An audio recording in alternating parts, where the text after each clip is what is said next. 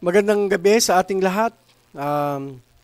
Ako po ang inyong guro sa Applied Economics, si Ginoong Vladimir Caritan. At nandito po tayo sa video lesson para sa mga estudyante ng Nuestra Señora de Aranzazu Parochial School. So this PowerPoint presentation is provided by Kuiper, our main source of learning materials in senior high school. So today, we are going to discuss lesson 4.2, the minimum wages and taxes concerns of Filipino entrepreneurs. So last time, dito sa ating online class, konti lang yung umattend. So I have to retouch the previous slides that we've discussed. So para naman mas okay din para sa atin. Okay? So ito na po. Let's start. So this is the question, the preliminary question. In 2015, Ana and Carlo had similar work but in different locations. Ana works as a secretary at a law firm in Quezon City, while Carlo has the same position in another law firm located in Bataan. Ana's salary is 537 pesos, while Carlos is 413 pesos. So, bakit kaya ganun sa atin, sa bansa natin? And in some regions or in some provinces, the daily wage is lower than the city rate. Yan. So, tignan natin mamaya kung ba nangyari. So, ngayon, noong 2018, katulad ng sinabi ko last time, this is a contemporary law, not actually a new law, pero I think this was 5 years ago when this law was first implemented to enhance the tax system in the Philippines. And this law is called as the Tax Reform for Acceleration and Inclusion, or simply TRAIN Law, or Republic Act 10963. Yan. So, ano ba tong TRAIN Law na to? Yan. So, this TRAIN Law raises the minimum taxable income that helps a lot of working class Filipinos to save more. So mamaya malalaman natin kung paano ba ang sistema niyan. Siguro dahil medyo mahaba itong discussion na to, i-discuss ko to yung pinaka mga basic concepts, tapos yung mga computation, ihiwalay ko yung video. So in order to sufficiently collect funds for its projects and services, the government needs to impose higher taxes on goods and services. Sabi nga nila, taxation daw is a necessary evil. Masakit sa puso natin na tinatanggalan tayo ng porsyento mula sa kinikita natin, di ba? Pero just what happened in Sri Lanka when the former Prime Minister Rajapaksa promised that they will have tax cuts, in many products and services, many people rejoiced because they think that they can save more money. But after that, nagkaroon na ng problema sa Sri Lanka. Bakit? Dahil konti yung nakukolektang buwis, wala silang pambayad sa mga pangangailangan ng bansa. Gamot, pambayad sa kuryente, pambayad sa mga langis, mga imported na pagkain. At dahil na rin sa walang taksa kinokolekta mula sa mga mamamayan, nabawasan ang kita ng pamahalaan at dahan-dahang bumagsak hanggang nagkaroon ata, parang yung last year ata ang pinakamalala na economic crisis sa Sri Lanka. At kung hindi ako nagkakamali, napatalsik na ata yung Prime Minister na yun, si Rajapaksa. So, madali lang kasi mag-promise no? Bawasan natin yung buwis, ganyan. Pero these are necessary evils. Necessary evils in our society. Kailangan natin. Siguro, mas maganda nga lang talaga if the tax being collected to the citizens are properly managed by the government or by the state. Kasi if the taxes are not properly managed or yun nga, minsan ninanakaw pa ng ilang mga politiko, so magkakaroon talaga ng uproar din mula sa citizens because ano yan, nagbibigay kami ng pera tapos nakawin nyo lang yung perang binibigay namin. Something like that. So how did the train law affect both Ana and Carlo? Is a difference in their minimum wage affects their buying patterns significantly? Why do they have different minimum wage rates in the first place? Yan. Sagutin natin mamaya yan. So this is the learning competency from DepEd. Analyze the effects of contemporary issues such as migration, fluctuation in the exchange rate, oil price increase, unemployment, peace and order, etc. on the purchasing power of the people. So, ito po, siguro tanggalin ko na lang yung mukha ko para mas makita niyo yung lesson. Okay lang ba? Yeah. So, these are our learning objectives for this discussion. Discuss the changes to minimum wage rates over time and its effects on workers. Discuss the benefits and concerns of the country's current tax system. And compute for taxable income in the current train law. Yan. So, ito yung ginawa natin noong nakaraan. Diba? Sa mga hindi pa nakakagawa, mga 11A ABM students, pakigawa ito. Yan. So, read the article titled More Filipino Dragged into Poverty by Higher Taxes Under Train. After reading the article, sorry for that. After reading the article, list down in a table the positive and negative effects of train law. So, dyan po nyo ilalagay yan, sa yellow paper. Tapos, may tatlong questions dito. Number 1, apart from what was written in the article, provide additional advantages and disadvantages of the train law. So, you have to look for another article to compare and contrast the pros and cons of the said law. Do you think the train law is generally beneficial? Why or why not? Number 3, from your perspective, has the train law touched on all aspects of consumption and taxation? Explain your answer. So this is the essential question. What is the importance of minimum wage to regular Filipino workers? So when we say minimum wage, this is the minimum amount of compensation that an employer is required to pay its workers for work performed within a particular time. For example, sa yung minimum wage, usually sa batas yan so, check nga natin yung minimum wage in Metro Manila. Yan, check natin. So, sa ang minimum wage sa Metro Manila ay kapag non-agricultural sector ay pumapatak ng 570 pesos to 610 pesos for non-agricultural sector. And for agricultural sector, 533 to 573 pesos per day. Yun yung sa Metro Manila. But in Calabarzon, minimum wage in Calabarzon. So, Calabarzon means Cavite, Laguna, Batangas, Rizal, and Quezon.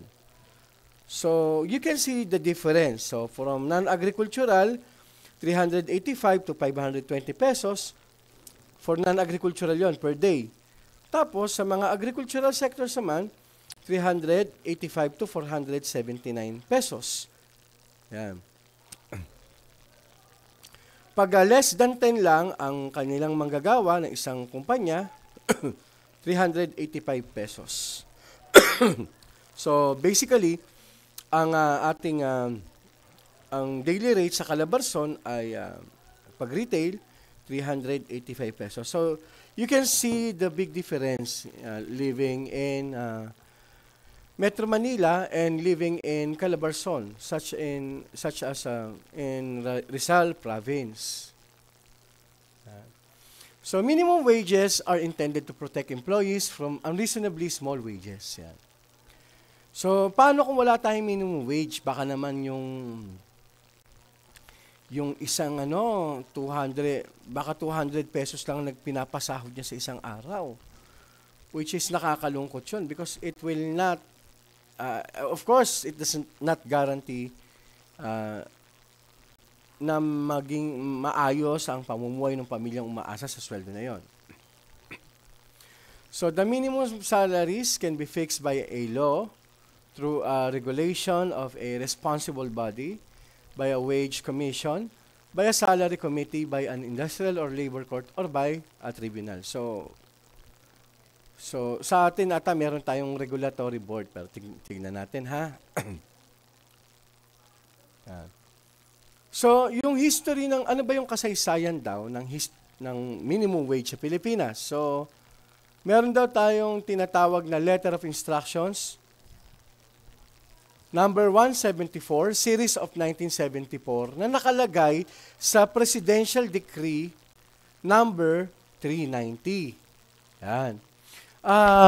Para sa mga hindi nakakaalam, during the time of former President Ferdinand Marcos, ang mga batas, especially after the martial law, they are called as PD or Presidential Decree. So nowadays, we don't have Presidential Decree. Meron na tayong tinatawag na Republic Act. Ayan. So pero that time, Presidential Decree, so parehas lang yon. Kaso nga lang sa Presidential Decree, saan galing yung batas? Sa presidente mismo. Unlike ngayon, yung Republic Act, galing yan sa mga kongresista na binubuo ng mga senador at ng mga tao sa House of Representatives. So, base sa Letter of Instructions number 174, series of 1974, all employers from the private sector, including non-profit institutions and organizations, are urged to grant monthly emergency allowance to their employees. Yan. So dito, ito dati pa to, no? Kaya medyo mababa sa titignan nyo, pero mataas yung amount na yan. Remember that this was made in 1974. So I think 49 years to be exact. So this law was made in 49 years ago. So kung makikita nyo, yung amount dyan, maliit. Pero syempre during that time, malaki yan. So para sa mga nagne-negosyo daw na large scale and medium scale na merong puhunan or kapital na 1 million to 4 million, dapat daw magbigay sila ng minimum na COLA amount sa mga manggagawa nila na 50 pesos kada araw. Excuse me. So, pag sinabing COLA, ibig sabihin cost of living allowance amount. Yan. Sa mga small scale naman, ang mga business na may puhunan from 100,000 to 1 million, kailangan nila na kailangan nila na magbigay sa mga manggagawa nila ng 30 pesos per, hindi ko alam kung per day o per month to, pero I think per month to. Sa mga micro naman, less than 100, micro, maliit na negosyo, kailangan magbigay sila ng 15 pesos na cost of living allowance amount. Yan. So, nung Republic Act naman, 6727, this law supports the establishment of minimum wages and encourage productivity improvement. Guarantees workers' rights to a fair share of the fruits of production. Sa pamamagitan ng batas na ito ng Republic Act 6727,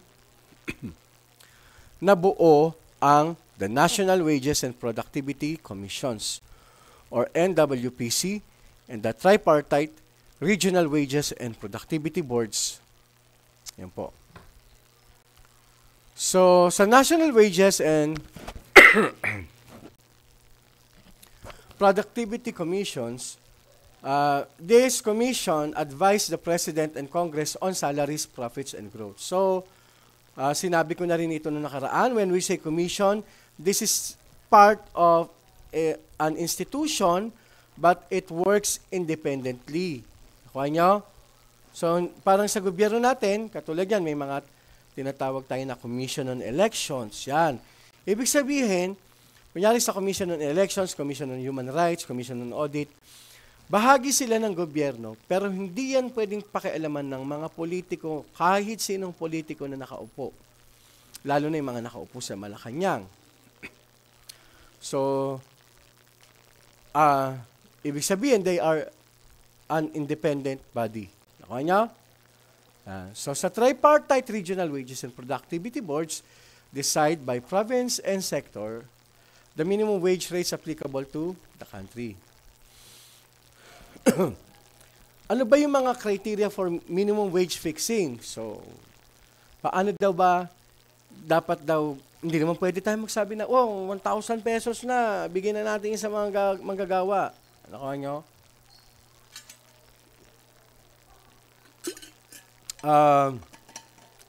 Hindi pwedeng ganon. So, meron tayong basihan. Kasi malulugi naman ng mga businessman. Diba? So, ito yung mga criteria. Number 1, the demand for living wages. Yan. Yung makatao naman na sweldo. Yung sweldo na mabubuhay. So, wage adjustment vis-a-vis the consumer price index. So, habang tumataas yung consumer price index, napaliwanag ko na sa inyo kung ano ibig sabihin, dapat daw may adjust yung wage yun. Hindi katulad na halimbawa lang, no? Sa isang company, ang allowance na 80 pesos. Tapos, on 100 pesos, kunyari food allowance. Tapos, ang presyo na ng mga pagkain sa cafeteria nila o sa canteen, 120 pesos na. So, ibig sabihin, kulang siya ng 20 pesos.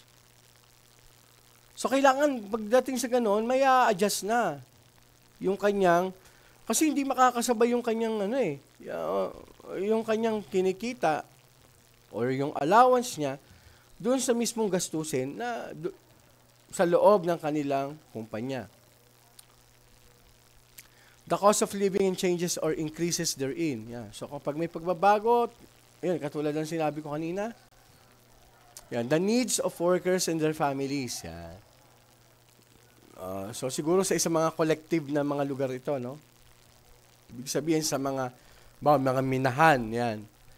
Pwedeng ganyan. Dapat ganito ang sweldo na itong minahan na ito kasi ito yung kailangan ng mga manggagawa at saka yung pamilya nilang nandoon na kasama ng mga manggagawa na yan.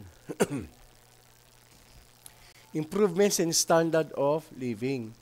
Kasi nga naman, kung susweldo ka ng 100 piso kada araw, tapos ang gastusin mo lagpas doon, mag-i-improve ba yung standard of living mo?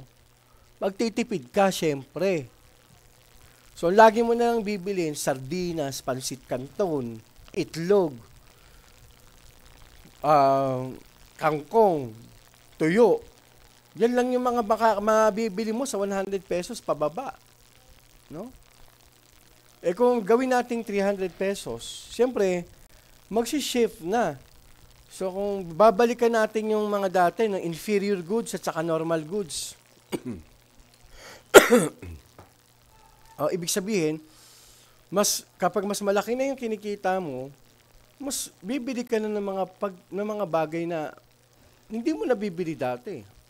Di ba? So, makakabili ka rin ng mga bagay na sa palagay mo dati, mga luho lang o wants. Di ba? Kaya nga, dito sa Pilipinas, ang daming mga nag-iinom na sa Starbucks, di ba? Kasi, pagpapakita yon na nag-i-improve ang kanilang standard of living. Nakuha nyo? Kaya nga dito sa Pilipinas, ang Starbucks, may nagsabi niyan dati na kaya ka nag-Starbucks kasi gusto mong i-project yung sarili mo na angat ka na kaysa sa karamihan. So, the prevailing wage levels, yan. So, siyempre, kapag, yun, i-adjust nila yung, yung mga level of wages. Sa mga public, may mga ganyan eh. May mga criteria sila dyan eh. Yan. Mga salary grade, kung hindi ako nagkakamali, no? Fair returns of the capital invested. Yan. So, halimbawa na ibalik na yung yung mga yung kinita ng isang kumpanya sa isang sa isang taon, sa isang particular na taon dapat maayos din.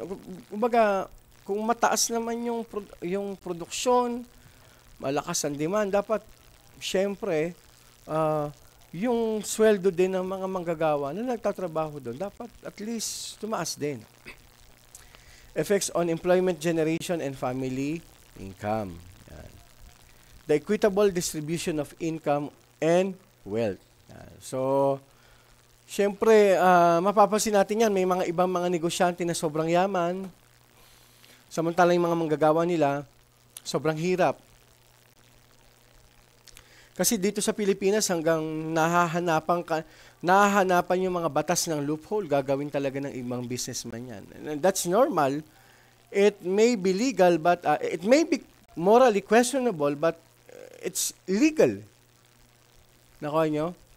Kaya nga may mga ultra-bilyonaryo dito, mga ultra-milyonaryo, ultra-bilyonaryo dito sa Pilipinas. Habang karamihan ng populasyon mahina ang kita.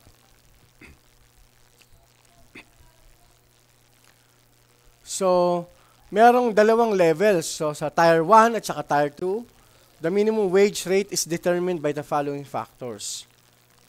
So, poverty thresholds, prevailing wage rates, and different socioeconomic indicators. Yan. So, sa Tier 2, a voluntary productivity-based pay that is over the minimum wage. This pay encourages workers and enterprises to become more competitive and productive. Nakuha nyo? Yan. Pasensya na, ubo ako na ubo, no? Wala kasi akong post dito. So, sa Wage Rationalization Act naman, no, 6727, states that there should be different minimum wages rates per region for agricultural and non-agricultural workers. Yan. Kung hindi ako nagkakamali, ang parang author nito yung may-ari ng Villarica Pawn Shop eh. Check nga natin, no? Who is the author? Yan, check natin. Para lang Yan. Who is the author of Wage Rationalization Act? Or RA 6727.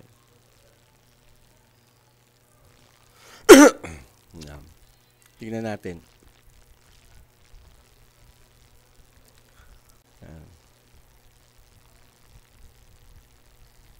So, ayun nga, yan, napirmahan ito noong June 9, 1989.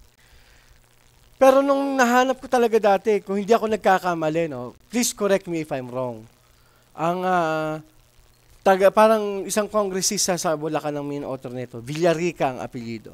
Kung hindi ako nagkakamali, no. Pero hinahanap ko talaga eh, pero search niyo pa, tulungan niyo ako mag-search kung siya ba talaga. So, ano nangyari pagkatapos ng Wage Rationalization Act? Yung RA 6727. Yan. Sa palagay nyo, ano nangyari? Yan. So, yun nga, nakalagay na rito. High minimum wage rates in urban areas can create an influx of job seekers from neighboring cities who are seeking opportunities to have a higher paying job. So, kunyari lang ako sa McDonald's San Mateo, kung ang per hour nila ay 55 pesos at sa Marikina naman ay 65 pesos, saan ako mag-a-apply? Sa San Mateo o sa Marikina? Yeah. Sipin nyo lang, di ba? So, 65 pesos yon per hour. Yan. So, ibig sabihin kung 8 oras siya nagtrabaho, meron siyang dagdag na 80 pesos. Mas lamang siya ng 80 pesos kaysa sa parehas na trabaho na ginawa ng isang crew sa McDonald's San Mateo. Pasensya na ano tayo ng pangalan. Pero halimbawa lang yon. McDonald's o Jollibee o kung ano man. Yan, kung ano man Yan, hindi tayo hindi tayo nag-ano rito ng products. Nagbigay lang ako ng halimbawa. So, this creates crowding in cities, leaving fewer people in other small towns. So, ito yung nangyayari sa Pilipinas ngayon. Habang ang Pilipinas, ang Metro Manila, isa sa may pinakamataas ng population density, lalo na kapag may pasok, no? Sa ibang lugar naman, parang konti na mga tao. Putaking Tanay, putaking Halahala. Ayan, di ba? Mga taga San Mateo tayo, di ba? San Mateo, Montalban, Marikina. Ayan. Sa atin, itong lugar natin, suburban na to yung San Mateo Kasi malapit na tayo sa urban areas. Pero putakin ng Tanay, Halahala, Pililla, ba't ang kukunti ng mga tao doon? So, kung ang paliwanag mo ay dahil mas mababa ang sweldo doon kaysa sweldo sa Metro Manila, tama kayo. Ganun lang kasimple yun. Diba? Mas pipiliin ko na magtrabaho sa ibang lugar kaysa sa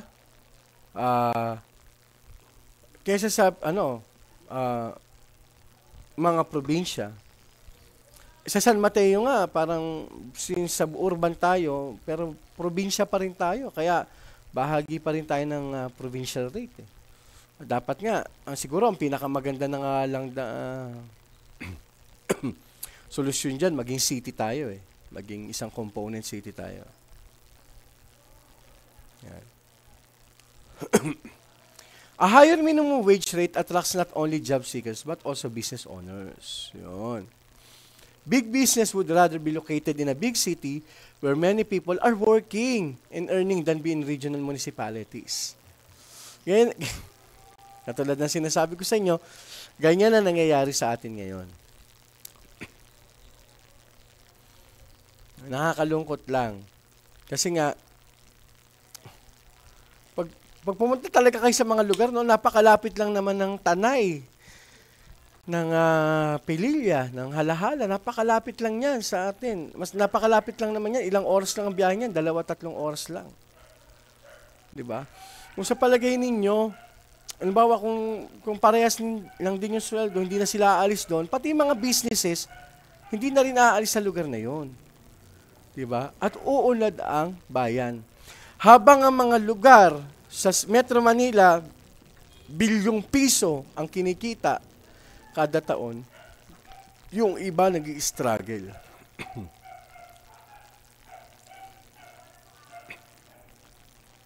So, punta na po tayo sa taxes.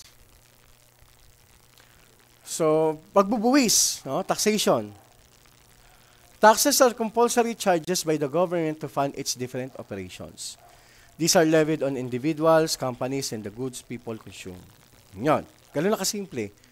Ito yung puwersahang pangongolekta, compulsory o puwersahang pangongolekta ng gobyerno para mapondohan naman ang mga pangangailangan nito sa iba't ibang larangan ng mga gastusin. Maaaring sa tao daw, sa kumpanya, at sa mga produkto at serbisyo. Yan. Pag sinabing goods, this is a collective term for products and services. So ito yung mga uri ng mga tawag dito ng mga taxes dito sa Pilipinas, Una, capital gains tax. Tax levied on earnings that the purchaser gained from non-inventory assets. So hindi ko masyado ipapaliwanag to kasi meron tayong mini task. Lahat ng mga nakasulat dito ng mga uri ng tax, magdala kayo ng resibo. no, ng halimbawa ng mga resibo na yan dito sa Pilipinas.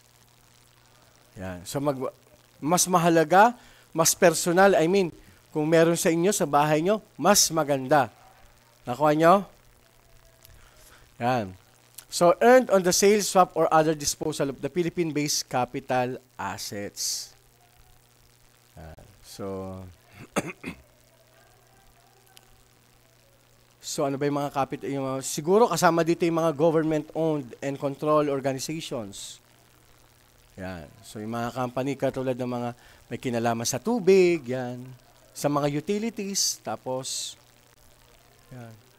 Yun yung mga capital assets eh. Documentary stamp tax, tax on papers, instruments, loan agreements, and documentation showing the approval, assignment, settlement, or change of contract or right. So, yung stamp na yan, maghanap din kayo niya ng halimbawa. Kaya hindi ako naglagay ng mga pictures kasi kayo maghahanap niyan. Yan yung inyong mini task, kayo maghahanap niyan ng mga halimbawa. Yan. Kaya checkan ko yan sa inyong mini task. So, kung nanonood kayo, 11A ng video na ito, alam nyo na meron akong pinagagawang mini task sa inyo. Nakuha nyo? Yan. Nagkakaintindihan mo tayo, 11A? So, siguro naman nagkakaintindihan tayo.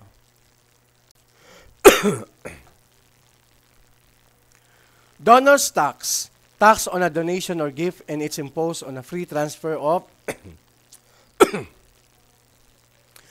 property between two or more persons living at the time of transfer. Yan. So, ayan, gift tax yan, mga ganyan. Yung paglipat ng mga property, mga pamana, yan. So, binabayaran pa rin yan. May mga buwis pa rin dapat na bayaran.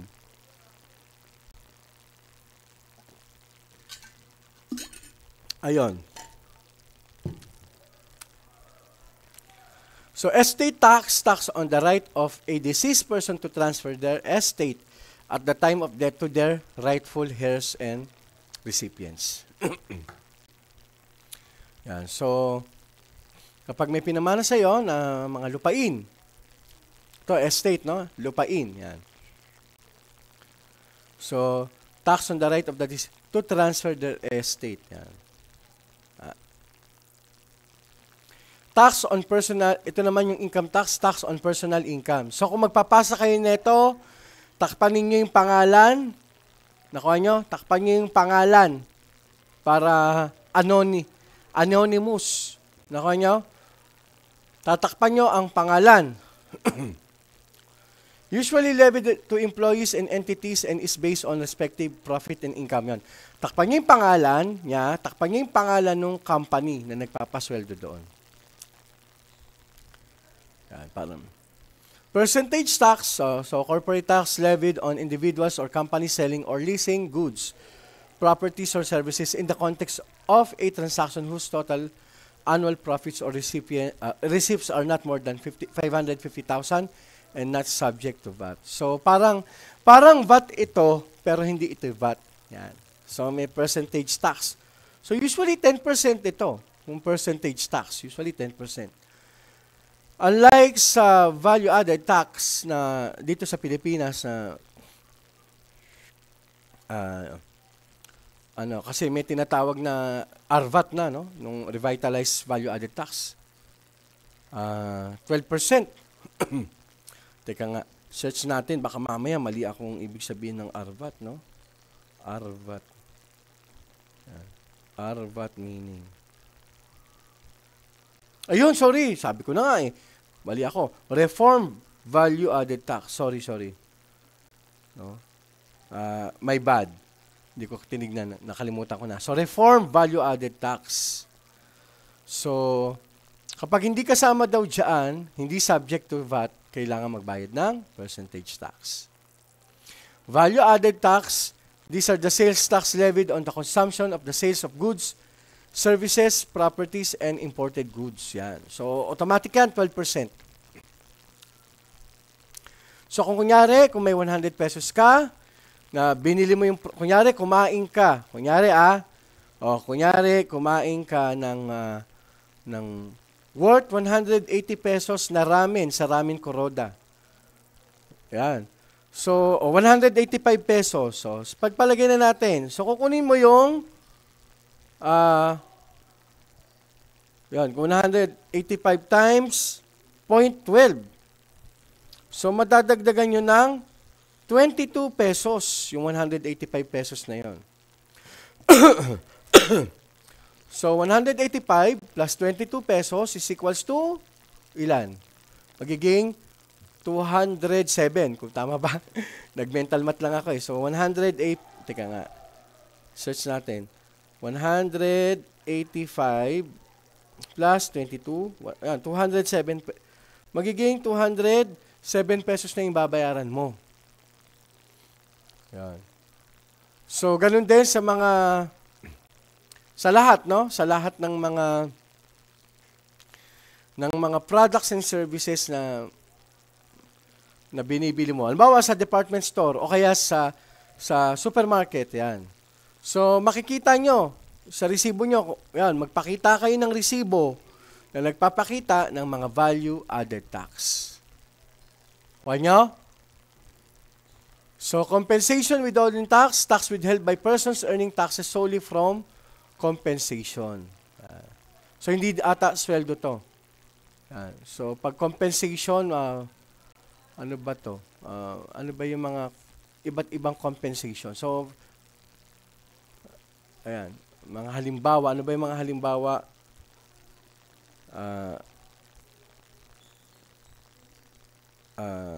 Compensation. Tingnan natin.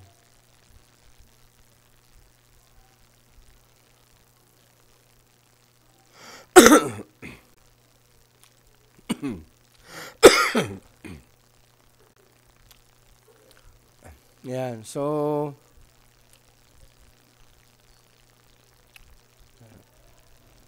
makikita nyo rito sa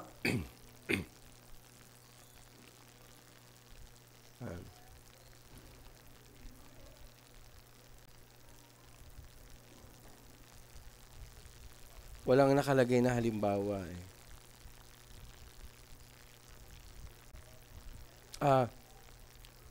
So, may tinatawag na regular compensation na basic salary and other fixed allowance.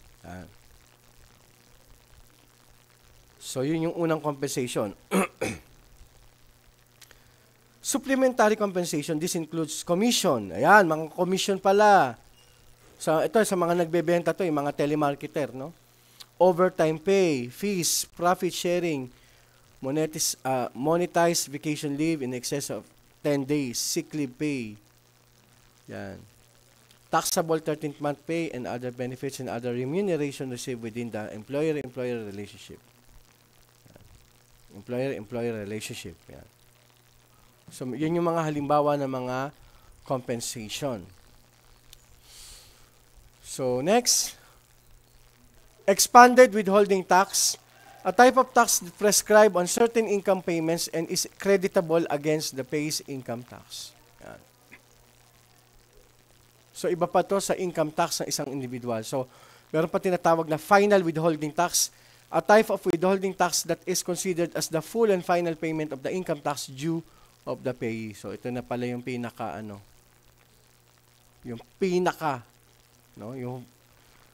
Yung final pa sa final. So, government money payments, withholding tax, a kind of tax withheld by national government agencies, government-controlled and owned corporations, GOCCs, and local government units, before payment is made to non-VAT registered entities. So, magbigay kayo ng mga halimbawa nito. Excise tax, tax levied on the production, distribution, or use of a good in a country. So, goods that are manufactured or produced for domestic sale, use, or imports. Yan.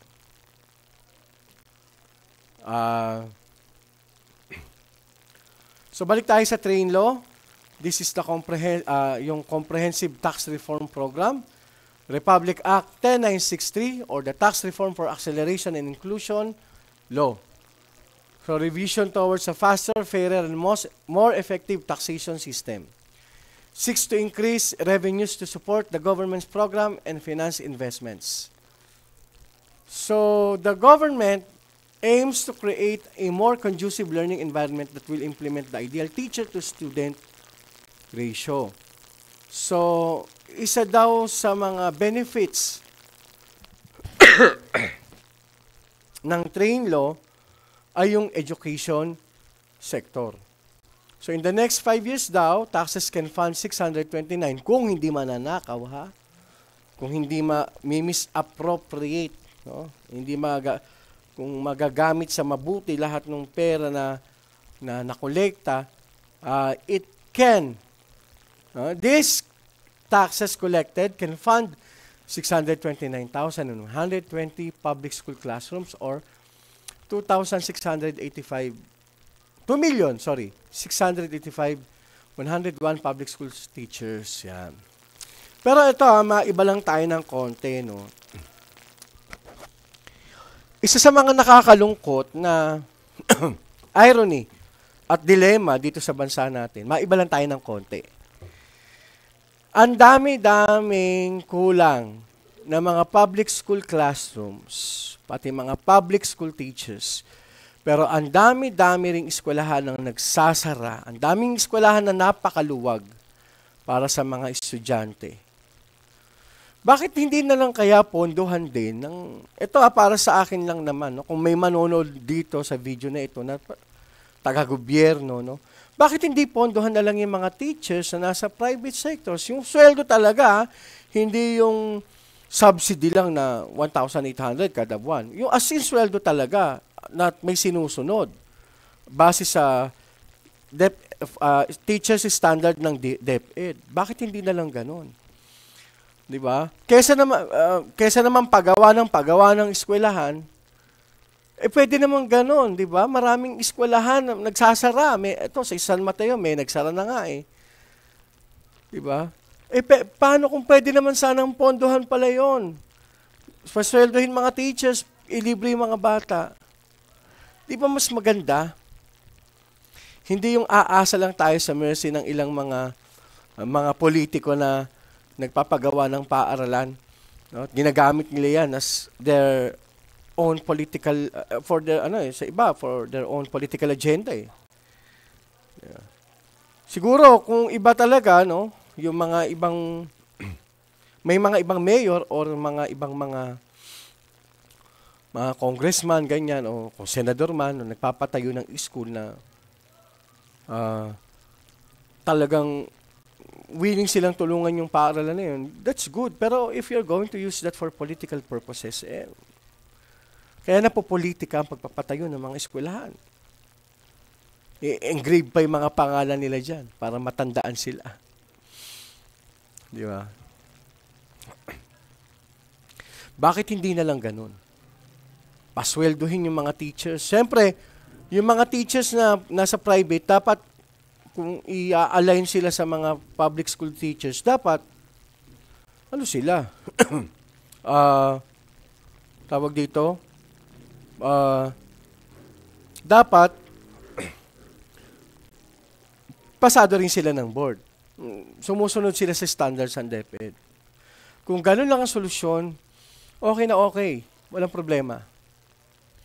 Okay, isa sa mga benefits din ng healthcare services. So the tax reform aims to build 60,483 rural health units, 484,326 barangay health stations, and 1,324 provincial hospitals that are essential to the improvement of the Philippine healthcare system. Sana nga lang, wag nang ipangalan sa mga politiko, Diyos ko, pera ng taong bayan yan. Infrastructure programs yan. The government's current infrastructure programs target the creation of major highways, expressways, and flood control projects in the next 5 years. So sana nga, imagine niyo lapit-lapit ng Montalban at saka ng Bulacan, pero yung mga taga Montalban, wala silang access talaga, yung matinong access sa Bulacan, kailangan pa nilang umikot sa Quezon City para makapunta lang sila sa Bulacan. Ngayon may ginagawa na raw na Bulacan Montalban Interprovincial Highway. Dapat matagal nang nagawa to, Diyos ko. Di ba? Kasi parang, pag inisip mo, Montalban, dulo na yan, wala nang karugtong yan. Yung pala, malapit lang pala siya sa, sa Bulacan. So, makikinabang yan ng mga taga San Mateo, Marikina, Montalban. Saka yung mga kalapit na lugar sa Quezon City. Di ba? Mas maiibsan ng traffic. So, ito yung mga concerns daw under the train law.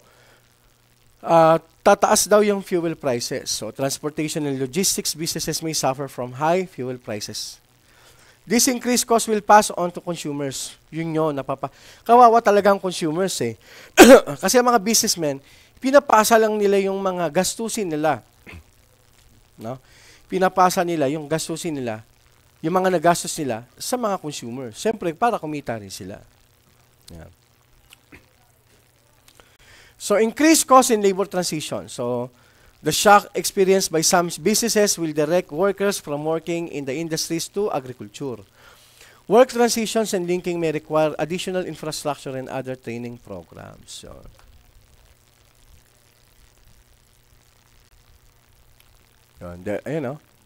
labor transitions. The shock experienced by some businesses will direct workers from working in the industries to agriculture. So, isa din daw yung increased poverty rate. There will be an increased poverty among households because the price increase in commodities will offset the rise in income. Pwede rin. So, yung tax computation na to, ihihiwalay ko na to sa isang video kasi 46 minutes na to. Magpa 47 minutes na. So, maraming salamat sa panonood ng video lessons na ito, 11A. God bless po sa inyo. Thank you.